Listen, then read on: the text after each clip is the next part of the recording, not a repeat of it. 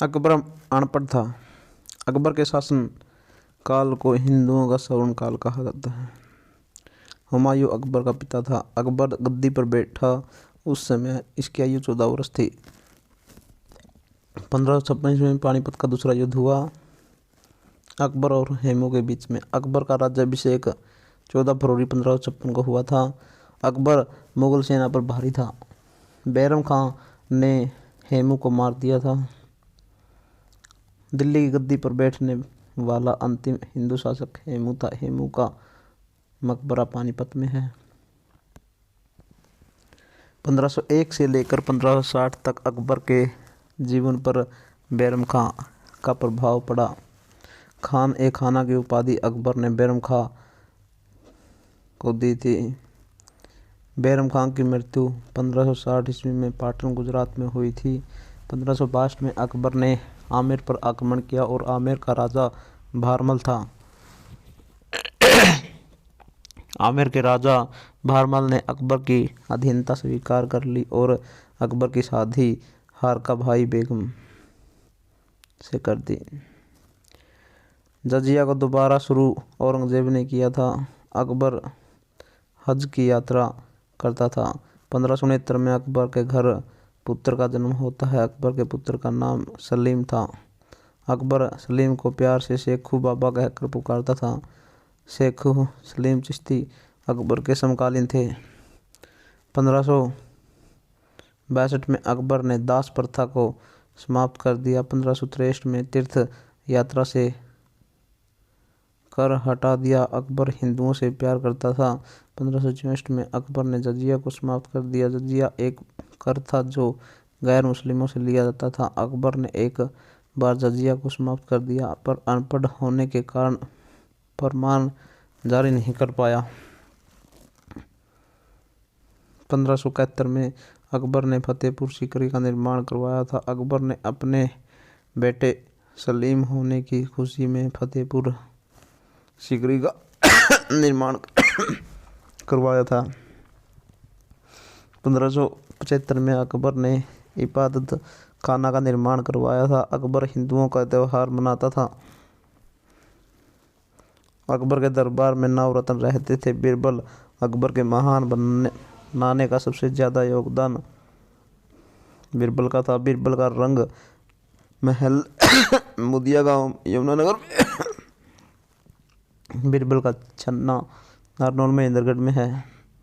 छत्ता तानसेन संगीतकार होता था। तानसेन ग्वालियर से था। टोडरमल भू राजस्व मंत्री होता था। टोडरमल को दहलाल प्रथा का जन्मदाता कहा जाता है। मुल्ला दो प्याजा ये रसोई था होता था। ये अकबर का खाने में 2 प्याज देता था। मुल्ला दो प्याजा, इसलिए अकबर ने इसका नाम मुल्ला दो प्याज रख दिया। इसका वास्तविक नाम हकाम था। फैजी फैजी भी अकबर के दरबार में रहता था। मानसिंह 1576 में हल्दी घाटी का युद्ध जीता था। अब्दुल रहीम खान ए खाना अकबर के दरबार में रहता था। 1576 में हल्दी घाटी का युद्ध महाराणा प्रताप और अकबर के बीच हुआ था। अकबर ने 1579 में मजहर की घोषणा कर दी। अकबर ने 1582 से 83 में इलाही संवत चलाया था। दीन ए इलाही को सबसे पहले बीरबल ने स्वीकार किया था। अकबर ने स्वर्ण मंदिर के लिए 500 बीघा जमीन दान की थी। स्वर्ण मंदिर अमृतसर में है। अकबर को तुलादान जरोखा दर्शन का जनक माना जाता है। सलीम ने अकबर के नवरत्न अबुल फजल को मरवा दिया था। 1600 ईस्वी में ईस्ट इंडिया कंपनी की स्थापना हुई थी। अकबर ने 1602 में अंतिम युद्ध आसिरगढ़ का युद्ध। इस युद्ध में अकबर ने स्वयं नेतृत्व किया था। 1605 में अकबर की मृत्यु हो जाती है। 1605 में जहांगीर का जन्म 1569 में हुआ था। जहांगीर की मां का नाम हरका भाई। जहांगीर के बचपन का नाम सलीम था। खुसरो खां जहांगीर का बेटा था। इसने सिखों के 5वें गुरु अर्जुन देव को मरवा दिया था। मीना बाजार में जहांगीर मेर निसा को देखता है। मेरू निसा अली कुली मिर्जा की पत्नी थी। जहांगीर ने कुली मिर्जा को शेर ए अफगान की उपाधि दी। नूरजहां मेरू निसा का नाम रख देता है। जहांगीर के शासनकाल को चित्रकला का स्वर्णकाल कहा जाता है। उस्ताद मंसूर जहांगीर के दरबार में रहता था। जहांगीर ने न्याय की जंजीर लगवाई थी। यह जंजीर सोने की होती थी। जहांगीर के शासनकाल में नूरजहां का दबदबा था। नूरजहां के पिता का नाम मिर्ज़ा गियास था।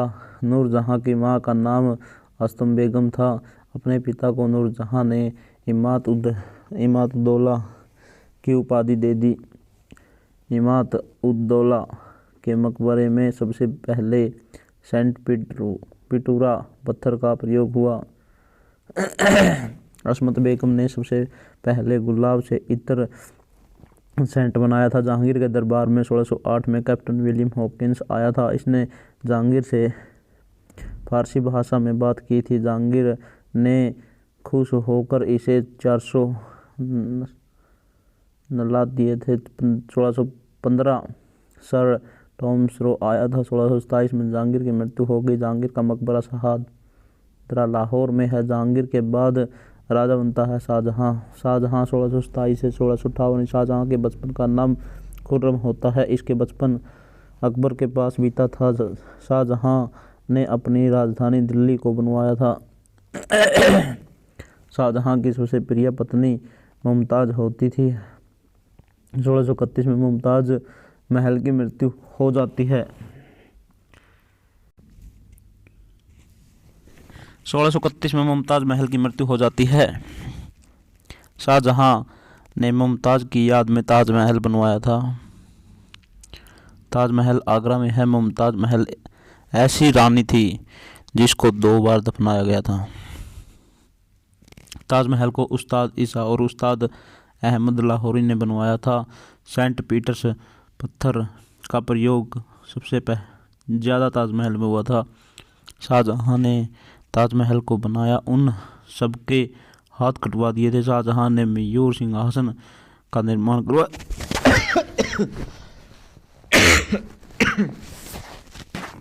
मयूर सिंहासन में कोहिनूर हीरा जड़ा था। मयूर सिंहासन को पूरा बादल खां ने करवाया था।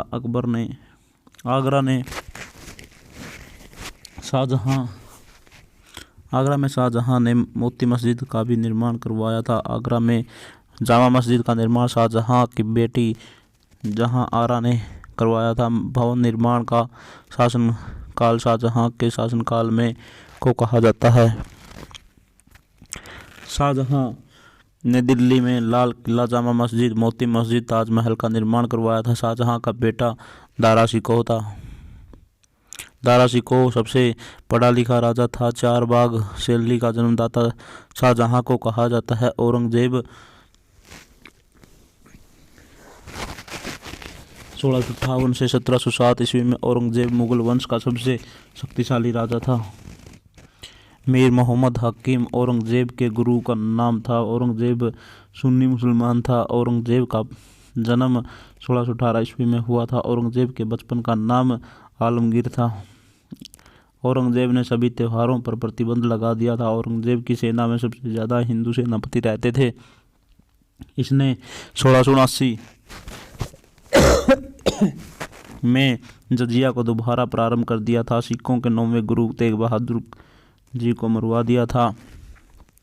इसने 1686 में बीजापुर और 1687 में गोलकुंडा को जीता था। औरंगजेब की चारित्रिक विशेषताओं के लिए इसे जिंदा पीर कहा जाता था। औरंगजेब के गुरु का नाम पीर मोहम्मद हकीम था। औरंगजेब राजा बनने से पहले दक्कन का गवर्नर होता था। औरंगजेब की प्रिय पत्नी रबिया था। अकबर का मकबरा औरंगजेब ने रबिया की याद में बनवाया था। बीवी का मकबरा औरंगाबाद महाराष्ट्र में है। बीवी के मकबरे का दूसरा नाम काला ताज था। 1669 में जाट विद्रोह हुआ था। सतनामी विद्रोह औरंगजेब के समय हुआ था। 1673 में राजपूत विद्रोह हुआ था औरंगजेब के समय में। 1666 में शाहजहां की मृत्यु हुई थी। मुगलों का अंतिम शक्तिशाली राजा औरंगजेब होता था। 1707 में औरंगजेब की मृत्यु हो गई। औरंगजेब का मकबरा दौलताबाद में है। उत्तर मुगल काल बहादुर शाह प्रथम 1707 में 1712 बहादुर शाह प्रथम को साहिब बेखबर कहा जाता था। बहादुर शाह औरंगजेब का बेटा था। जहांदर शाह 1712 से 1713 इसमें मुगलों में सबसे छोटा कार्यकाल था। इसके समय में वेश्यावृत्ति सबसे ज़्यादा थी। ये लाल मुखी वेश्या को रानी बनाना चाहता था। फर्रुखसियर 1713 से 1719 में यह सैयद बंधुओं की सहायता से राजा बना था। सैयद बंधुओं ने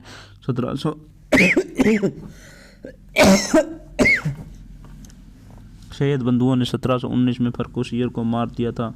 मोहम्मद शाह रंगीला 1719 से 1748 में ऐसा राजा था जिसने तम्बाकू और शराब पर प्रतिबंध लगा दिया। मोहम्मद शाह रंगीला ने जजिया को पूर्णतः खत्म कर दिया था। इसने फरमान जारी किया था, आज के बाद मैं रहूं ना रहूं, मुगल रहे ना रहे, पर जजिया कर नहीं रहेगा। जनता ने इसे रंगीला की उपाधि दी थी। 1739 में करनाल का युद्ध हुआ था। मोहम्मद शाह रंगीला और नादिर शाह के बीच। नादिर शाह भारत कोहिनूर का हीरा लेने आया था। ईरान का नेपोलियन नादिर शाह को कहा जाता है। नेपोलियन बोनापार्ट 1804 में फ्रांस का राजा बना। नेपोलियन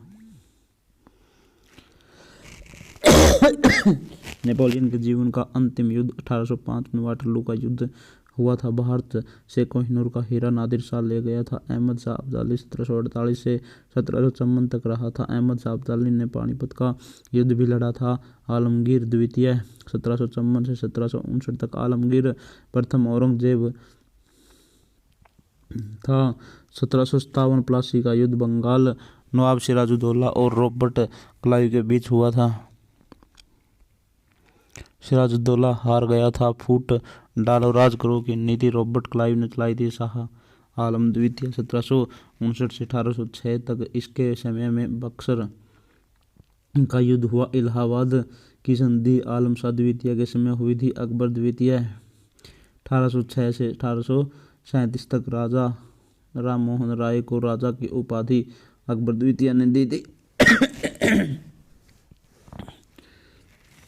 विलियम चतुर्थ के दरबार में पेंशन बढ़वाने के लिए अकबर द्वितीय ने राजा राम मोहन राय को भेजा था। मुगल गार्डन का जन्मदाता अकबर को कहा जाता है। बहादुर शाह प्रथम जफर 1837 से 1857 तक रहा था। अंतिम मुगल शाह बहादुर शाह जफर था। 1857 की क्रांति में अंग्रेजों का नेतृत्व लॉर्ड कैनिंग ने किया था। बहादुर शाह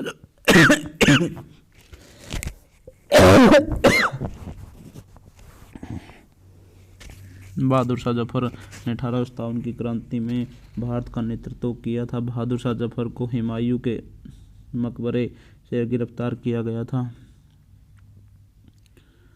अर्थशास्त्र पुस्तक चाणक्य ने लिखी थी।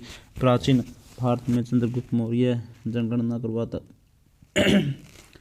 करवाता था। मध्यकालीन भारत में अकबर जनगणना करवाता था। सबसे पहले जनगणना 1749 में स्वीडन में हुई थी। 1801 में ब्रिटेन में जनगणना हुई थी।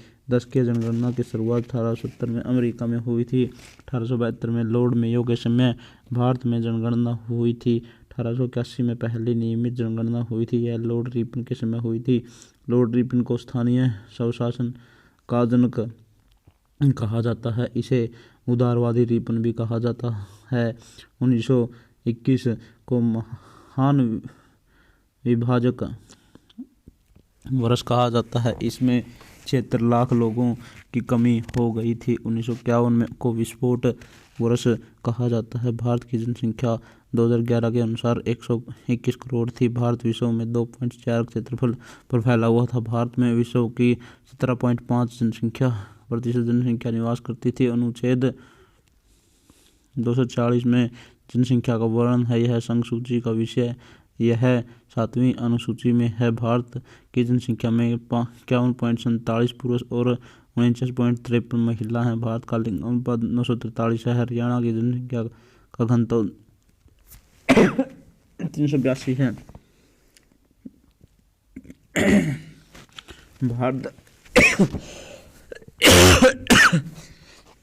भारत का जनसंख्या घनत्व सबसे ज़्यादा बिहार में 1106। भारत का जनसंख्या घनत्व सबसे कम अरुणाचल प्रदेश का है 17।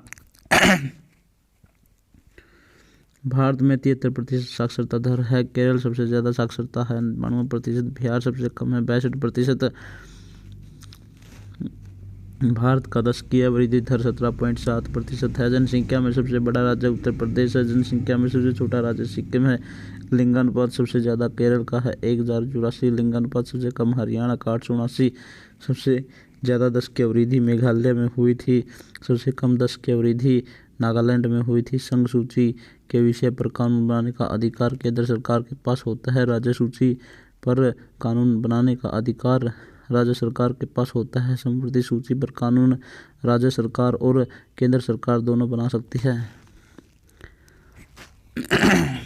सातवाहन वंश का संस्थापक सिमुक था। इसने सुशर्मा की हत्या की थी। सातवाहन को अन्य अंदरभोज वंश नाग से जाना जाता है। इनकी राजधानी पैठन या प्रतिष्ठान थी। सातवाहन वंश की भाषा प्राकृत होती थी। इनकी लिपि ब्राह्मणी होती थी। यह वंश मात्र स्थात्मक होता था। इस वंश ने सिक्के चलाए थे। यह सिक्के रोम से आते थे। अजंता, एलोरा, अमरावती स्तूप का निर्माण इसी वंश में हुआ था। अजंता की गुफाएं ज़्यादातर बौद्ध धर्म से संबंधित थी। एलोरा की गुफाएं ज़्यादातर जैन धर्म से संबंधित थी। अजंता एलोरा की गुफाएं सनातन धर्म से संबंधित थी। सनातन धर्म की स्थापना भगवान श्री कृष्ण ने की थी। इस वंश का प्रतापी राजा गौतमीपुत्र सातकर्णी था। इसकी जानकारी नासिक प्रशस्ति से मिलती है। सिमुक ने राजसुख अश्वमेध यज्ञ करवाया था। समुंदर ने 3 समुंदर का पानी पिया था। यह छोड़ा राजा गौतमीपुत्र सातकर्णी का था। गौतमीपुत्र सातकर्णी ने शकों को पराजित किया था। इस वंश का अंतिम राजा यज्ञ श्री चक्रवर्ती था। गौतमीपुत्र सातकर्णी ने शून्यवाद का सिद्धांत दिया था। इसमें दक्षिण भारत में स्वतंत्र राज्य की स्थापना की थी। सातवाहन वंश की जानकारी हमें मत्स्य पुराण से मिलती है।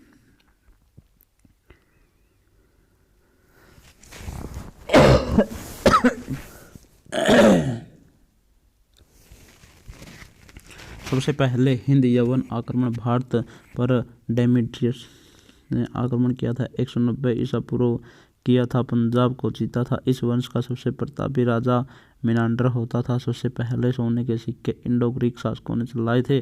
चांदी के सिक्के गौत वंश के शासकों ने चलाए थे। शुद्ध सोने के सिक्के कुषाण वंश के शासकों ने चलाए थे। चांदी के सिक्के को रुपया नाम शेरशाह सूरी ने दिया था। मिनांडर इंडो ग्रीक शासक था। जब इसे ने भारत पर आक्रमण किया तो इसकी भेंट नागसेन से होती है। इसकी जानकारी मिलिंद पन्हो पुस्तक देती है। मिनांडर का युद्ध वसुमित्र से होता है और वसुमित्र युद्ध जीत जाता है। कुषाण वंश का संस्थापक कुणुल कंडफिरोस था। इसका उत्तराधिकारी भीमकंडफिरोस था। इसका उत्तराधिकारी कनिष्क था। कनिष्क ने अपनी राजधानी पुरुषपुर को बनाया था। 78 ईसा पूर्व चौथी बौद्ध संगति हुई थी। इसके अध्यक्ष वसुमित्र थे। कनिष्क महायान शाखा का अनुयायी था। नागार्जुन कनिष्क के दरबार में रहता था। नागार्जुन को भारत का आइंस्टीन कहा जाता था। कनिष्क के दरबार में चरक वेद रहता था। चरक संहिता लिखी थी। कनिष्क का राजकवि अशोक घोष था जिसने बुद्ध चरित्र पुस्तक लिखी थी। मथुरा कला और गांधार कला का विकास कुषाण वंश के समय हुआ था। शक संवत 73 ईसा पूर्व चला था। रोम साम्राज्य के साथ व्यापार काली मिर्च, मदिरा, रेशम का व्यापार कनिष्क के समय होता था। देवगुप्त और राजकुमार के नाम से कनिष्क जाना जाता था। कनिष्क ने कश्मीर को जीता था। कुषाण वंश का सबसे प्रतापी राजा कनिष्क था। इस वंश में पक्की ईंटों का प्रचलन शुरू हुआ था। कनिष्क के समय व्यापारिक केंद्र पेशावर होता था। कनिष्क का उत्तराधिकारी धुविष्ट होता था। इस वंश का अंतिम राजा वासुदेव था।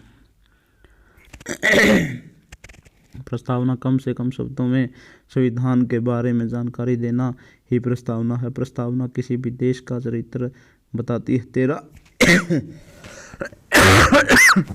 13 दिसंबर 1946 को संविधान सभा की तीसरी बैठक हुई। इसमें पंडित जवाहरलाल नेहरू उद्देश्य प्रस्ताव रखा था। इस उद्देश्य प्रस्ताव को संविधान सभा ने 22 जनवरी 1947 को मंजूरी दी थी। यह उद्देश्य प्रस्ताव आगे चलकर भारतीय संविधान का प्रस्ताव बन गया।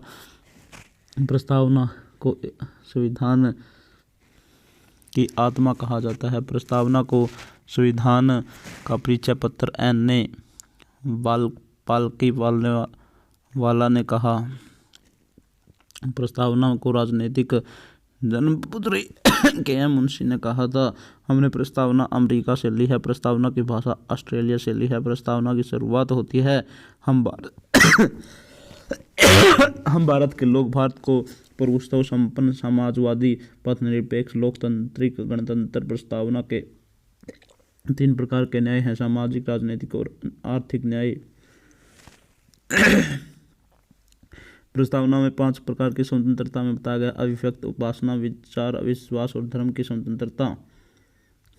प्रस्तावना में 2 प्रकार की समानता की बात होती है, अवसर और प्रतिष्ठा। 26 नवंबर 1949 को प्रस्तावना में अंगीकृत अधिनियम आत्म समर्पित करते थे। 1973 से पहले प्रस्तावना संविधान का अंग नहीं था। 1973 में केशवानंद भारती विवाद होता है। इसके बाद प्रस्तावना संविधान का अंग बन गई। इसमें सुप्रीम कोर्ट ने कहा है कि संसद प्रस्तावना में बदलाव कर सकती है, लेकिन संविधान के मूल ढांचे में कोई बदलाव नहीं होना चाहिए। प्रस्तावना में आज तक केवल एक बार संशोधन हुआ। 1976 में 42वें संशोधन के द्वारा प्रस्तावना 3 शब्द जोड़े गए, समाजवादी, पथनिरपेक्ष, अखंडता। 1976 में 42वें संविधान संशोधन को लघु संविधान कहा गया। प्रस्तावना को संविधान की आत्मा कहा जाता है। अनुच्छेद 32 को डॉक्टर भीमराव अंबेडकर ने संविधान की आत्मा एवं हृदय कहा था। N.A. पालकीवाला ने प्रस्तावना को संविधान का परिचय पत्र कहा था। प्रस्तावना को राजनीतिक जन्मपत्री के मुंशी ने कहा था।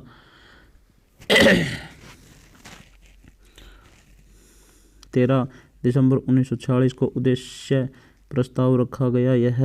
यह ही प्रस्तावना बनना था। प्रस्तावना हमने अमेरिका से ली थी। प्रस्तावना की शुरुआत हम भारत के लोग से होती है। प्रस्तावना की भाषा हमने ऑस्ट्रेलिया से ली है। संप्रभुत्व संपन्न वह देश जो बिना किसी दबाव के फैसले लेता है। समाजवादी, मिश्रित अर्थव्यवस्था, पथनिरपेक्ष, भारत का अपना कोई धर्म नहीं है। लोकतांत्रिक, जनता ही सर्वोच्च है। गणतंत्र, जहाँ वह वंशानुगत न हो। 1973 से पहले प्रस्तावना संविधान का अंग नहीं थी। केशवानंद भारती विवाद। 1973 के बाद प्रस्तावना को संविधान का अंग बना लिया गया। प्रस्तावना में केवल एक बार बदलाव हुआ। 1976 में 42वें संविधान संशोधन के द्वारा प्रस्तावना 3 शब्द जोड़े गए, समाजवादी, पथनिरपेक्ष। प्रस्तावना को अंगीकृत 26 नवंबर 1949 को किया गया।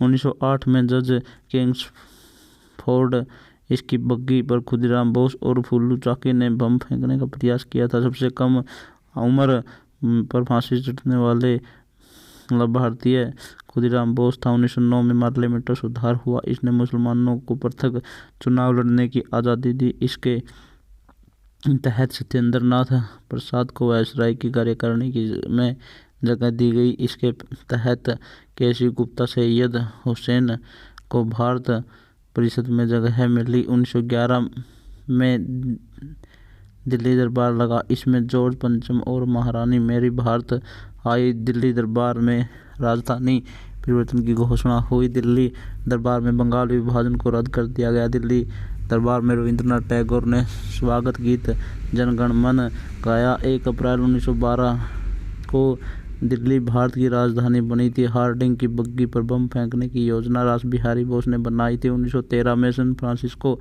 अमेरिका में लाला हरदयाल की गदर पार्टी की स्थापना हुई थी। 1913 में रविंद्रनाथ टैगोर को गीतांजलि पुस्तक के लिए नोबेल पुरस्कार मिला था। इनको एशिया का सबसे पहले पुरस्कार मिला था। हेनरी दुधांत की स्थापना हुई थी। इन्हें सबसे पहले 1901 में नोबेल पुरस्कार मिला। 1914 में प्रथम विश्व युद्ध हुआ।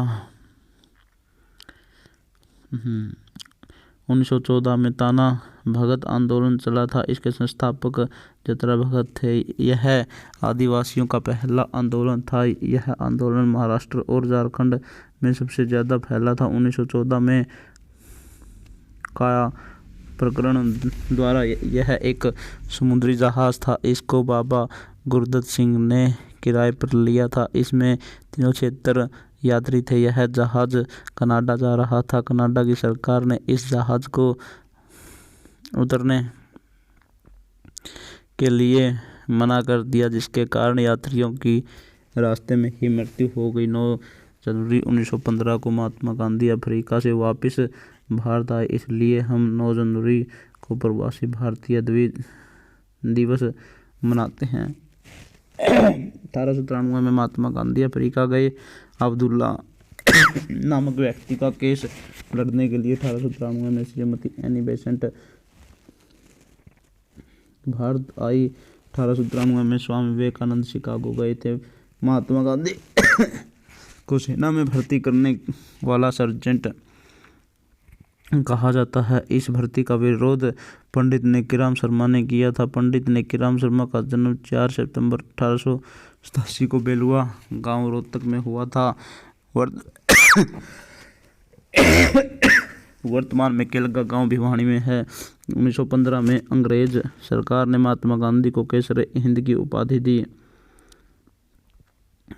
1916 में लखनऊ समझौता हुआ। इसमें नरम दल, गरम दल, मुस्लिम लीग एक हो गए। इसकी अध्यक्षता अंबिका चरण मजमदार ने की। यह समझौता बाल गंगाधर तिलक और श्रीमती एनी बेसेंट के प्रयासों से हुआ। मराठा केसरी समाचार पत्र बाल गंगाधर तिलक के थे। न्यू इंडिया कॉमर्शियल समाचार पत्र एनी बेसेंट के थे। 1916 में होम रूल लीग आंदोलन हुआ। पूना में होम रूल लीग की स्थापना बाल गंगाधर तिलक ने की थी। मद्रास अडियार नामक स्थान पर होम रूल लीग की स्थापना श्रीमती एनी बेसेंट ने की थी। 28 अप्रैल 1916 को होम रूल लीग की स्थापना पूना में बाल गंगाधर तिलक ने की थी। बाल गंगाधर के 2 समाचार पत्र थे, मराठा और Kesari. Joseph home rule league का प्रथम अध्यक्ष था। स्वराज्य मेरा जन्मसिद्ध अधिकार है और मैं इसे लेकर रहूंगा, बाल गंगाधर तिलक ने बोला था। सबसे पहले संविधान बनाने की मांग 1895 में बाल गंगाधर तिलक ने उठाई थी। Akhil Bharatiya home rule league की स्थापना एनी बेसेंट ने की थी। इसकी स्थापना सितंबर 1916 में की थी।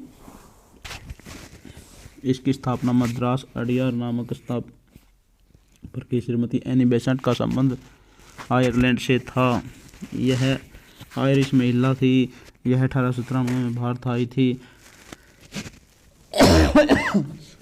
1917 में भारतीय राष्ट्रीय कांग्रेस की अध्यक्षता श्रीमती एनी बेसेंट ने की थी। भारतीय राष्ट्रीय कांग्रेस की पहली प्रथम महिला अध्यक्ष एनी बेसेंट थी। एनी बेसेंट के 2 समाचार पत्र थे, new India Commonwealth. Akhil Bharatiya home rule league के अध्यक्षता जॉर्ज था। होम रूल की सबसे ज़्यादा शाखा मद्रास में खुली थी। सर्वेंट ऑफ इंडिया सोसाइटी की स्थापना गोपाल कृष्ण गोखले ने की थी। 1917 में चंपारण सत्याग्रह आंदोलन बिहार में हुआ था। यह नील की खेती करने वाले किसानों का आंदोलन था। नील की खेती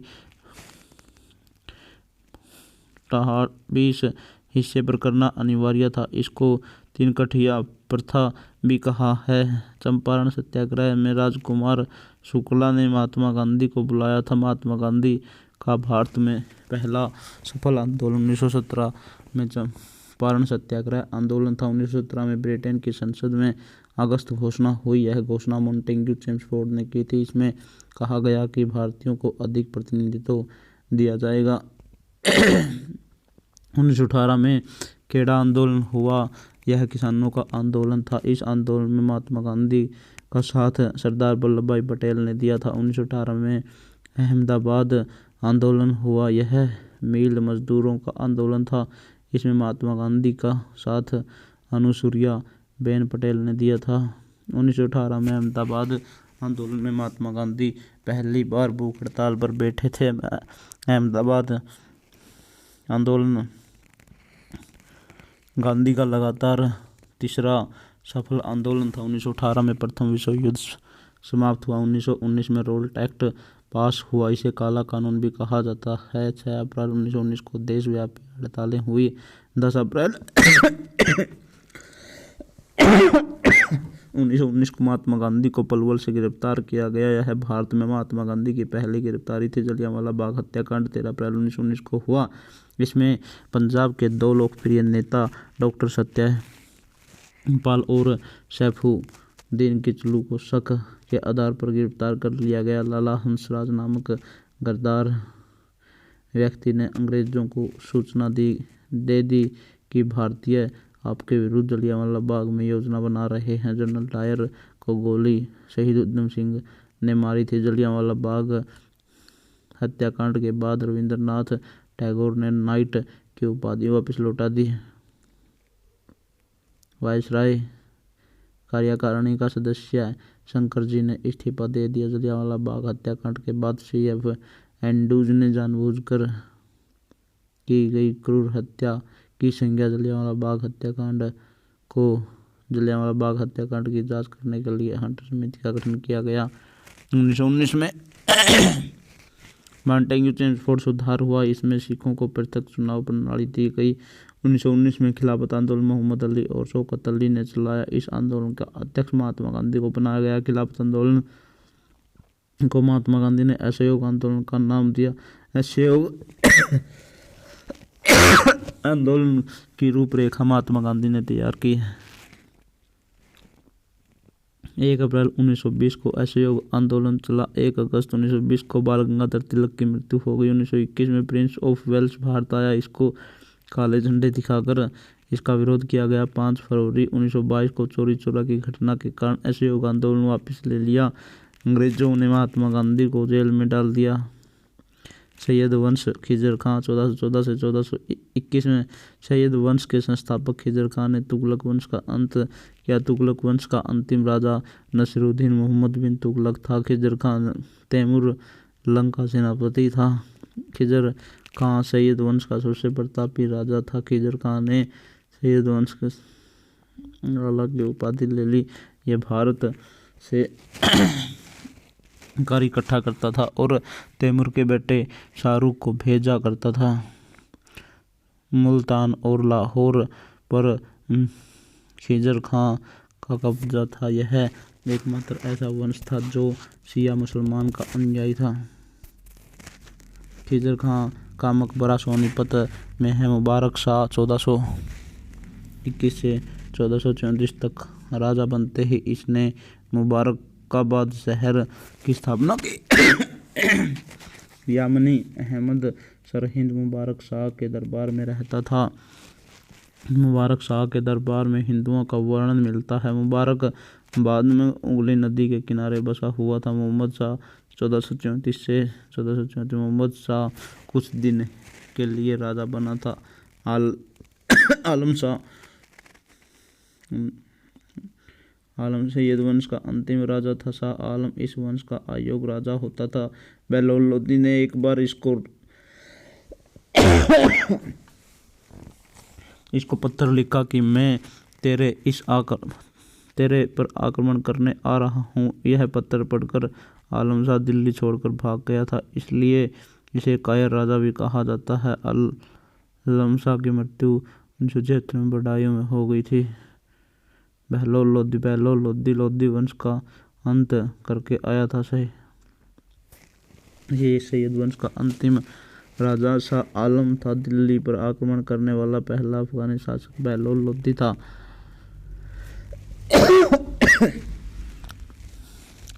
दिल्ली पर आक्रमण करने वाला पहला शक्तिशाली राजा बाबर था। बहलोल लोधी राजा की उपाधि से गद्दी पर बैठा था। बहलोल लोधी ने बहलोल नामक सिक्के चलाए थे। बहलोल लोधी अपने सिक्कों की बहुत प्यार करता था। 1479 में बहलोल लोधी की मृत्यु हो जाती है। इसके बेटे ये गद्दी सिकंदर शाह के नाम से को गद्दी पर बैठा था। सिकंदर शाह लोधी 19 से 1917 तक। सिकंदर शाह लोधी का बचपन का नाम निजाम खां था। सिकंदर शाह लोधी 1504 में आगरा बसाया था। सिकंदर शाह लोधी ने 1506 में आगरा की राजधानी बनाया था। सिकंदर शाह लोधी ने भूमि मापने की इकाई चलाई थी। गज ए सिकंदरी। शेरशाह सूरी ने सन की डंडी भूमि मापने की इकाई चलाई थी।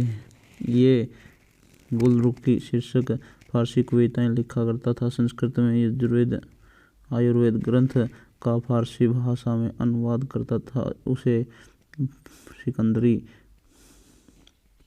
इसने ज्वालामुखी मंदिर की मूर्तियों को तोड़कर कसाईयों को मांस तोलने के लिए दे दिया था। ये चरित्र सुंदरता के लिए साड़ी नली रखता था। इसने हिंदुओं को यमुना नदी में नहाने पर प्रतिबंध लगा दिया था। यमुना नदी को प्रदूषण से बचाने के लिए मुसलमानों पर तजिया निकालने पर प्रतिबंध लगा दिया था। ये बहुत ही क्रूर राजा था। कहते हैं इसके दरबार में 2 दाली रहते थे और हाशिम और कासिम ये गुरु जमशेदपुर भगवान मानते थे। उन्होंने कहा कौन ही जाति गुरु जम्बेश्वर भगवान को विष्णु और अकबर मानती थी। विष्णोई जाति अकबर। शाह लोधी ने मुसलमान ओवैसी को पीरों और फकीरों के पास जाने पर प्रतिबंध लगा दिया था। सिकंदर शाह लोधी की गले में कैंसर के कारण मृत्यु हो गई थी। इब्राहिम लोधी 1517 से 1526 लोधी वंश का अंतिम राजा इब्राहिम लोधी था। इब्राहिम लोधी जनता पर अत्याचार करता था। इब्राहिम लोधी और राणा सांगा के बीच कातोली का युद्ध हुआ जिसमें इब्राहिम लोधी की हार हुई। इब्राहिम लोधी के समय पंजाब का शासक दौलत खां लोधी था। भारत पर आक्रमण के लिए दौलत खां लोधी और उसका बच्चा आसिफ खां बाबर को आमंत्रित करते हैं। 21 अप्रैल 1526 को पानीपत का प्रथम युद्ध हुआ। इब्राहिम लोधी की बाबर और मुस्तफा तमसी की सहायता से बाबर पानीपत का प्रथम युद्ध जीत गया। इब्राहिम लोधी सेना का युद्ध सदल पर मारा गया। बाबर ने 1526 में पानीपत का युद्ध को जीतने के बाद काबुल मस्जिद का निर्माण करवाया। इब्राहिम लोधी युद्ध में पानीपत में मुगल वंश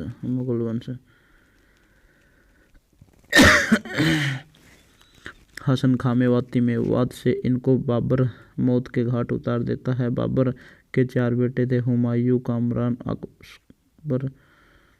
उसका सिद्धांत बाबर हुमायूं में सबसे ज़्यादा प्यार करता था। हुमायूं बाबर का सबसे छोटा बेटा था। बाबर का जीवन की बाबर नाम पुस्तक लिखी हुई। बाबर ने भारत पर पहला आक्रमण 1519 में यूसुफजाई जाति के खिलाफ किया था जो वर्तमान में पाकिस्तान में रहती है। ये जाति वहाँ फुटबॉल बनाती है। बाबर ने काजी उपाधि ली थी। 1526 में पानीपत में युद्ध हुआ। बाबर को आगरा में रामबाण दफनाया गया था। हुमायूं 1530 से 36 तक रहा था। बाबर की मृत्यु के बाद उसकी छोटा बेटा हुमायूं राजा बनता है। हुमायूं राजा बनने से पहले बदख खसा का गवर्नर होता था। हुमायूं ने अपनी इच्छा पूरी करने का शासन को 4 हिस्सों में बांट दिया था। 1533 में हुमायूं ने दिन पनाह नगर की स्थापना की थी। ये साल के कपड़े पहनता था। हुमायूं जो विश्वास रखता था ज्योतिषी में। हुमायूं अफीम का शौकीन था। सबसे पहले कर्णावती हुमायूं की राखी भेजी थी। जहांगीर ने सबसे पहले राखी अपनी कलाई पर बांधी थी। इसको सबसे बड़ा दुश्मन शेरशाह सूरी ही था। 1539 में चौसा का युद्ध शेरशाह सूरी और हुमायूं के बीच शेरशाह सूरी की 1540 में कन्नौज का युद्ध हुआ। शेरशाह सूरी और